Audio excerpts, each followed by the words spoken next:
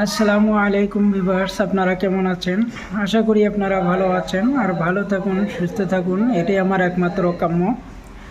তন্ত্র শক্তি চ্যানেলের পক্ষ থেকে আমি আপনাদের সাথে আছি, মোহাম্মদ ইনামুল শেখ। তো ভিউয়ার্স, আমি বরাবর নেই আজও আপনাদের মাঝে একটি রুজি রোজগার ব্যবসা বাণিজ্য বৃদ্ধি করার বিদ্যে নিয়ে হাজির হলাম। তো এই বিদ্যাটি দিয়ে আপনারা খুব সহজেই আপনাদের রুজি রোজগার বৃদ্ধি করতে পারবেন, ব্যবসা বাণিজ্যের আয় উন্নতি করতে পারবেন। তো এই বিদ্যাটি অনেক পাওয়ারফুল একটি বিদ্যা। আপনারা এই বিদ্যাটি প্রয়োগ করলে বুঝতে পারবেন যে এটা কীরকম কার্যকরী একটি বিদ্যা।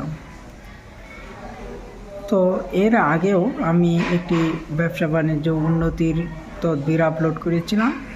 সেখানে অনেক ভাই কমেন্ট করেছিলেন যে গুরুজি, আমরা ছোটোখাটো একটা ব্যবসা বাণিজ্য করি, যেখানে তাবিজ কবজ রাখার মতো কোনো পরিবেশ নাই। আমাদেরকে খুব সহজ একটি বিদ্যা দিবেন, যেটা দিয়ে আমরা আমাদের ছোটোখাটো ব্যবসা বাণিজ্যের মধ্যে আয় উন্নতি লাভ করতে পারি।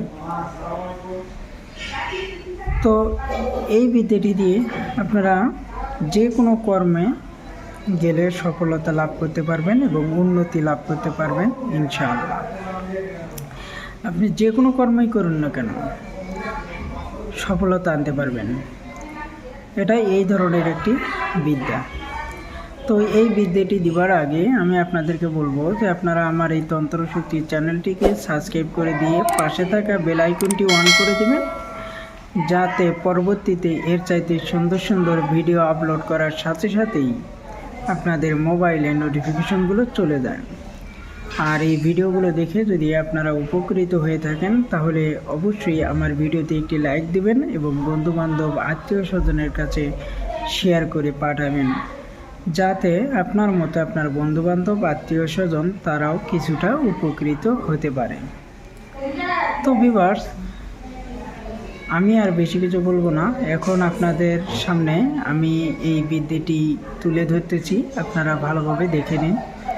এই যে স্ক্রিনের উপরে যে নকশাটি দেখতে পাচ্ছেন, এই নকশাটি দিয়েই আপনাদেরকে কাজকর্ম করতে হবে।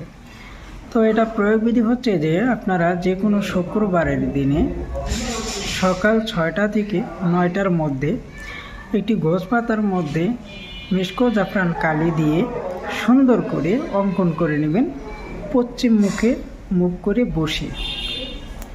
যখন অঙ্কন করা হয়ে যাবে, তখন আপনাকে এই নকশার নিচে আপনার নাম, আপনার বাবার নাম সুন্দর করে লিখে দেবেন। লিখে দেওয়ার পরে আপনি এই নকশাটিকে সুন্দর করে মোড়াইবেন। মোড়ানোর পরে আপনি একটি রূপার মাদুলির মধ্যে ভরে নেবেন। ভরে নেবার পরে আপনি এই কবচটিকে লাল সুতো দিয়ে আপনার ডান হাতে ব্যবহার করবেন। ইনশাল্লাহ দেখবেন যে আপনি যে কোনো কর্মই করেন না কেন উন্নতি লাভ করতে পারবেন। তো ভিউয়ার্স, এই ছিল নকশার নিয়মকানুন। তো আপনারা আমার নিয়ম অনুযায়ী কাজকর্ম করুন, দেখুন কীরকম ফল পান। তো আমি আর বেশি কিছু বলবো না, এখানেই ভিডিওটি শেষ করব। সকলে ভালো থাকবেন, সুস্থ থাকবেন। আসসালামু আলাইকুম।